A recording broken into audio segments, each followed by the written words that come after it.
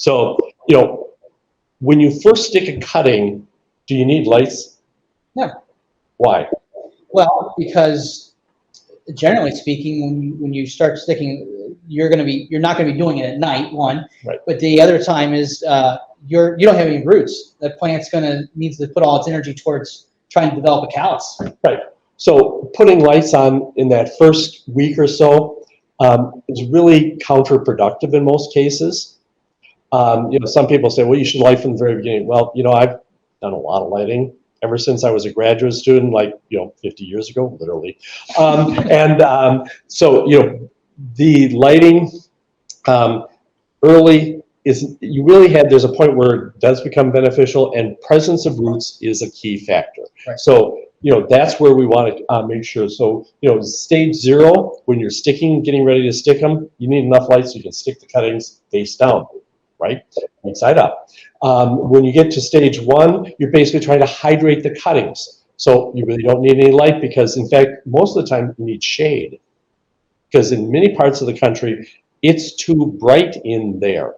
And also, if you don't have the shade, you can't keep the humidity high enough. Right. So, using your shade to hold humidity, that really is beneficial too. And then when you get to stage 2, where roots are starting to come out, okay, now let's talk about lights. So what kind of lights should we be talking about? Well, there's really only 2 different types of lights that are left out there, and that's high pressure sodium, which they call HPS, and of course the newer generation is LED. And so there's a big argument on the table of HPS putting out heat. Right. Heat's a big thing. And then LEDs, of course, they can be adjusted to whatever type of lights you can see, because you only have 3 different types that come out: red, far red, and blue, which is what a plant would see. Right. Well, and you get white, which is basically a combination of a little bit of blue and a little bit of red, and you kind of get white light, and they put a little green in there, so you get white. So we can get in propagation of floricultural crops, we can get tied up in light quality really fast. Correct. Yeah, and it's always the talk, like what kind Right. of lights can I do? And I mean, there's been different studies over the years. I remember seeing growers would take incandescent bulbs next to an LED bulb because they're trying to mimic the sun. Right. In the depth of winter, and stuff like that. And there was studies done on that. And then people. By the way, I did those studies in the 70s. Oh, nice. Yeah. Yeah. We did red, far red, blue. Basically, before LEDs came around, we were using wrapped fluorescent tubes. I mean, we did a bunch of stuff. And is there a benefit of more red light compared to for branching and certain things? Yes. Is there far red light? It has a role. But for the average rank and file grower, if you get a good quality, balanced, wide spectrum LED light, You're doing pretty good. You're pretty good. And then, of course, the advantage of high pressure sodium is twofold. One is it does have long wave radiation, heat, which you normally see in LEDs. Right.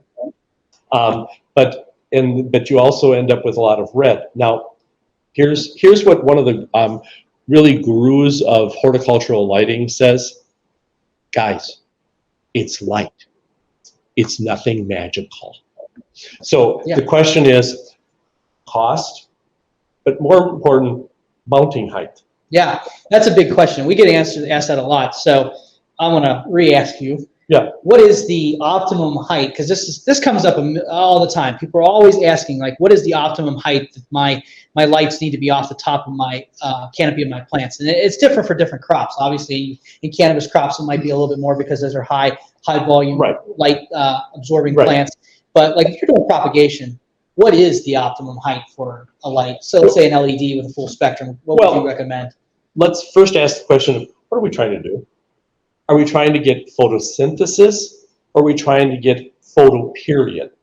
Because if we're trying to do photoperiod lighting, so we're trying to get early flowering of petunias, early flowering of calibrachoa, early flowering of, most all of our crops are long day crops because they flower in the summer. Let's get that one through. So we want photoperiod lighting so that we're going to make sure that the plants flower rapidly. There, all you need is the presence of light. You don't need intensity. You just need duration at a low intensity. So if you can see, 10-foot candles, you can see. Basically, you can read newspapers, or if anyone has a newspaper, read a piece of paper. How's that? If you can read a piece of paper, that's 10 hours or 10-foot candles. And you need to make sure that you've got enough hours so that it's basically you're breaking up the middle of the night by 4 or 5 hours, or you're basically extending the day at either end. So that's photo period lighting. Yeah, and you bring up something kind of interesting too. You mentioned something I haven't heard in a long time, a foot candle. Right. And a foot candle, I remember from my grower days when we used to do poinsettias, was if you took a flame and you measured it 1 foot away, that was considered a foot candle. Right. And the more intense it was, you would get 2, 3, 4, 5 foot candles. And the problem is they always used to say that if the neighbor's light was on their porch, how much would it push back your poinsettias around Christmas, in November, Thanksgiving and Christmas. And so really, we've gotten away from foot candles in a way. Right. We've gotten more to par value. Right. And the reason is that it's what does the plant versus what does the eye see? When you look at a foot candle meter, it's measuring basically the middle of the light peak, which is in that green zone. Well, plants don't really absorb green, they reflect green. So basically they're absorbing red. So it's basically shifted more to the red zone, and also a little bit to the blue. So you basically, those are the two wavelengths that the foot candle meter doesn't really measure very well. But it's all relative. The thing is that you can use a foot candle meter, and if you've got enough foot candles, you can use that to translate into other units of measure. So let's not overthink this, because as that esteemed colleague of mine said, guys, it's light.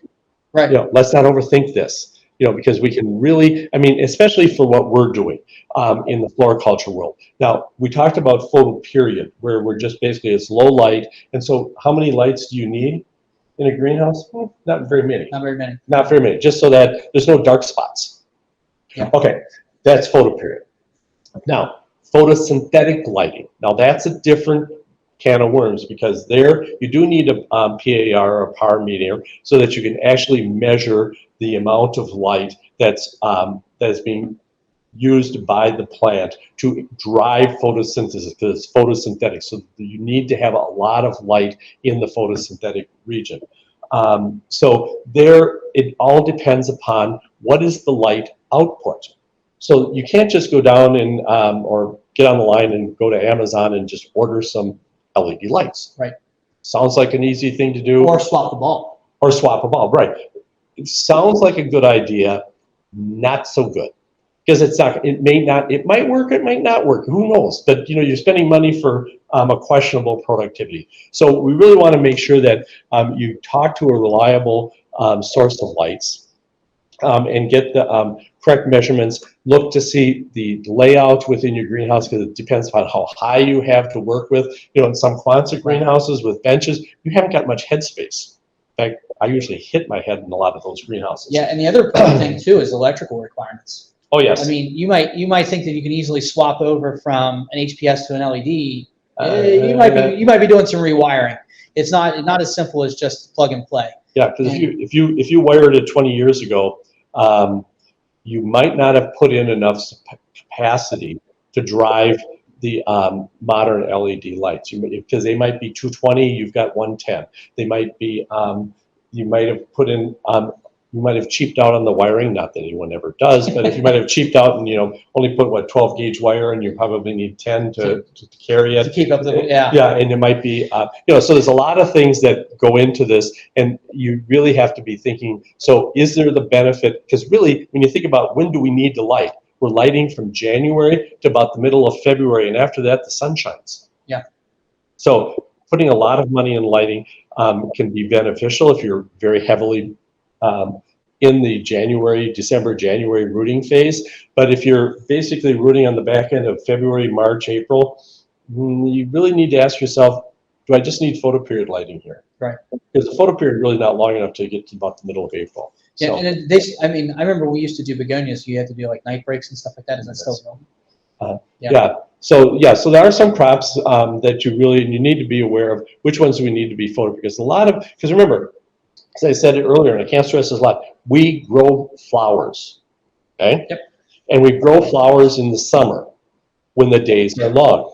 So therefore, the majority of our plants that we bloom in the spring and the summer are long day plants. So we better make sure that we've got the long days in propagation, because you want to make sure that you've got some flowers in propagation or getting them ready to flower. Or otherwise, you have this delay that you've got to compensate for, and that's just going to push you later and later in the season. So if you've got these early demands for blooming materials, from Easter on, you got an early Easter, you better be lighting with photoperiod lighting.